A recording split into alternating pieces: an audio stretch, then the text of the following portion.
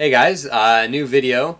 I thought I'd do something a bit interesting for the month of October. Obviously Halloween, and I kind of wanted to play a bunch of horror games this month.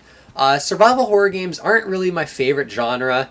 I have some issues with them, which I might talk about later, and I will talk about it because a lot of the games I'll probably play this month have these problems.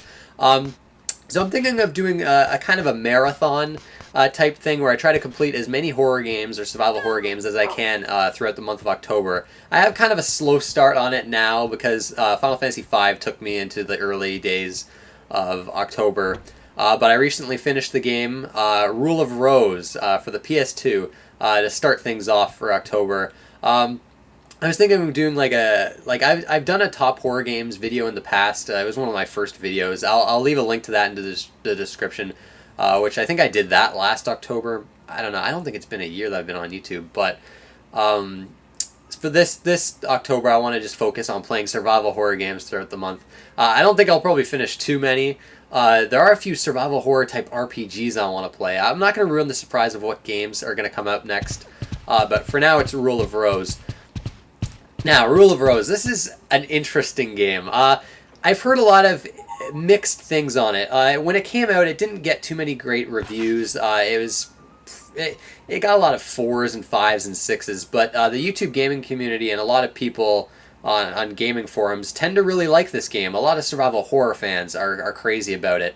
And it's known for a lot of disturbing and taboo themes, and that's definitely true with this game. Now, overall, I will say I'm not a survival horror fanatic, so I think I liked this game a lot less than a lot of people did. I'll go over some of my frustrations. This game really tested my patience, and Final Fantasy V did before this. I've been playing some really annoying games lately, but I'll get into that later. First, with the Rule of Rose, the storyline, which is by far the most interesting part. Which this game actually draws a lot of parallels with Deadly Premonition, another game that got terrible reviews upon release, but it is kind of a cult hit with people, or with the gaming public. I love Deadly Premonition, and it's kind of the same in this regard, where this game's got terrible gameplay, but an interesting story. Deadly Premonition, I thought the story was more engaging than with Rule of Rose, and the gameplay was a hell of a lot better. It didn't try my patience as much. It was maybe a bit on the boring side with enemies that had too much HP. But Rule of Rose, the storyline. You play as a 19-year-old girl named Jennifer, and I don't want to spill too much, but you generally there's a few different settings throughout this game, but the main gist of it is that you're kind of thrown into this kind of society, a high society type thing run by a bunch of little 12-year-old girls, and they name this society the Red Crayon Aristocrats, and you start off low in the ranks.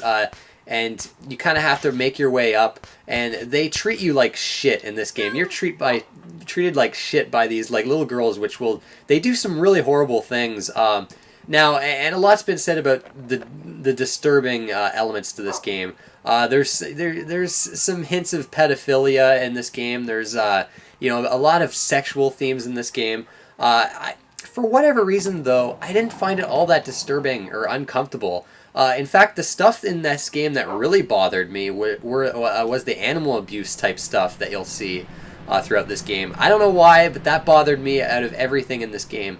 And I think why I wasn't so bothered by this game was the game's tone.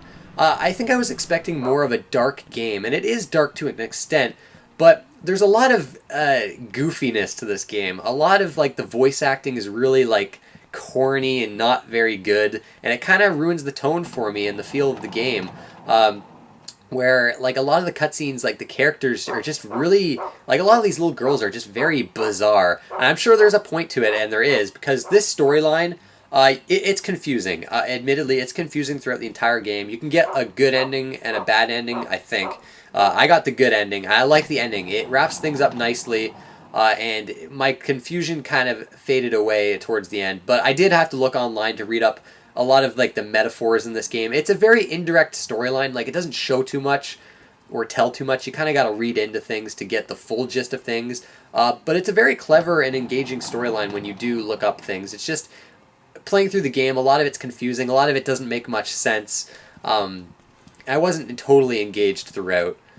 So if you're going to play this game, definitely play it for the story, because I'll be honest, in my opinion, that's the only thing worth playing this game for. Because now we'll get into, well, actually, before the gameplay, the story and soundtrack, or not the story and soundtrack, graphics and soundtrack. Visually, this game actually looks pretty good, I think. It's not one of the best looking PS2 games, but the character models are nice. The environments are nice. There's not much to say there, but it's a pretty good looking game. I will say one thing. There's a weird noise filter type thing they have on the game when you start it up. It's set at level 5, and there's like 1 to 10. I turned that off. I think the game looks really ugly with that on, but it's cool how that's there. And there's like a contrast filter as well, so you can make the game look really grainy and stuff. But I don't know. I think the game looks pretty nice. I wasn't I thought it was always supposed to look pretty terrible. It's not like Deadly Premonition where it's a lousy looking game. This is a pretty good looking game. Audio wise, like I said before, voice acting I didn't think it was all that great. I thought it was really kind of over the top and silly in my opinion, and it kind of ruined the mood for me a bit. But the soundtrack. Now the soundtrack, because this game takes place in 1930s England. The soundtrack is very string instrument oriented. Honestly, it's just because of my tastes, but the music kind of drove me insane. Like, it really annoyed me. I had to actually turn it off. It definitely fits the game for sure, and if you're into that kind of music, you'll like it. I think it repeats too often. It got very repetitive for me, and you kind of have to walk around these environments very slowly, going from room to room, and you'll get lost quite often. So the music just plays over and over again. It was really annoying me. So I had to turn it off. But it definitely fits the game. I just wish it was not so repetitive, the music itself. Anyways, gameplay. The part that really bugged me with this game. It's a typical survival horror type game where you're most of the game is running from room to room, gathering items and solving puzzles. And as with a lot of survival horror games, this is one of the reasons I'm not too into them. The puzzles themselves are very tedious. And a lot of times just don't make much sense. I had to use a walkthrough constantly through this game, whether it were the puzzles or the boss battles, and I'll get to them later. I don't know, the puzzles just were really annoying. You just have to, I don't know, they're very hard to figure out, very obtuse. I didn't care for them. The main mechanic in this game, other than finding items and opening doors, and you're doing this all really slowly. A lot of backtracking through these environments that kind of get repetitive. There's not too many environments in this game, and they're very repetitive and very huge. The map I found was kind of useless. It's just very annoying to go through these environments. But you have a dog with you, which is another main gameplay mechanic, your dog Brown. And you can kind of make him sniff different items to kind of search out other items and search out food, which is your healing items. So that's kind of a mechanic of the game. It kind of lets you know where you're supposed to be going at times, which is good, because I'd be lost so often if it wasn't for the dog. It's kind of a neat mechanic. The AI in the dog is kind of wonky. During boss battles and some enemy fights, the dog will just kind of stand in place and not do anything, while the other times he'll attack the enemies. Sometimes you'll make him go or sit or come to you and he won't. So the AI is kind of screwy there. But overall, it's a kind of a neat mechanic. Your inventory is not too big in this game. You have like this bucket that you have to put in items.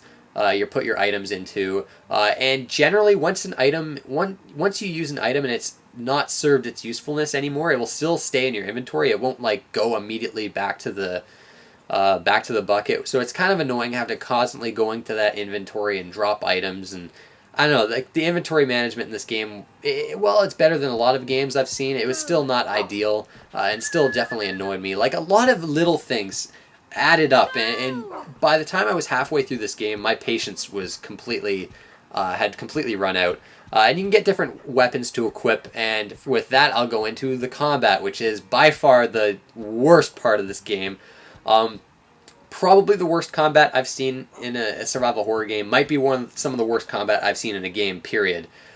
Basically, unless you have a weapon like a pipe with longer reach, but even with a pipe, honestly, you have really short-range weapons, and the hit detection in this game is awful. Sometimes you'll hit enemies, sometimes you won't. The enemies have insane reach compared to you. and they'll crowd around you, and when they hit you, there's like a super long animation of Jennifer getting hit, and then as soon as you get back into the action, they can hit you again, and you'll fall down, and then take your time getting up. Like, the combat is a mess in this game. I just found it so much easier to run away from enemies, and for the most part, you can, until the boss battles, which are the worst part of the game by far.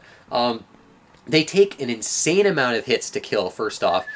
They have incredible range and incredible attack power and will constantly knock you down, and you have to get super up close to attack them, and a lot of times they'll hit you before you can even get up close. One particular boss in this game, there's like this boss that hangs from a ceiling and constantly drops down for you to attack them, but this boss pukes everywhere, and if you stand in the puke, you constantly get hit. So as you're trying to run up to her and attack her, she'll puke on you, and then you can't get up close to her because the puke is on the ground, and you're just constantly getting hit. You can't get a good hit on her. As soon as you're able to get a good hit on her, she goes back up on the ceiling again and drops somewhere else. This boss fight took me, like, I want to say upwards of 20 times. I almost wanted to quit the game at that point, and like it was so frustrating. Luckily, after that, the rest of the game is not as bad, other than some really obtuse puzzles, but that, like, everything kind of comes together in the gameplay, and it just frustrates the hell out of me. The gameplay in this game is just simply not great. It from a gameplay standpoint, might be the worst survival horror game I've played, to be honest. So overall, I have to say, I don't really like this game. I think the story's interesting, and it definitely pays off, but I think you'd best get the most out of this game by watching like a YouTube run through of this game, especially considering the high price of this game. This game goes for around $100 complete, which is simply not worth the price. If you're a PS2 collector or a hardcore survival horror fan, I'd recommend trying it and buying it perhaps, but otherwise I'd stay clear from this game. I think it's too frustrating, and it tries out your patience too much. It's just not worth to get through the awful gameplay to experience that story. So not an amazing game to start out with my horror marathon here, but definitely a game I really wanted to try. I guess I'm glad I did, because the storyline is quite good. But anyways, that's it, guys. I want to thank you for watching, and I'll see you next time.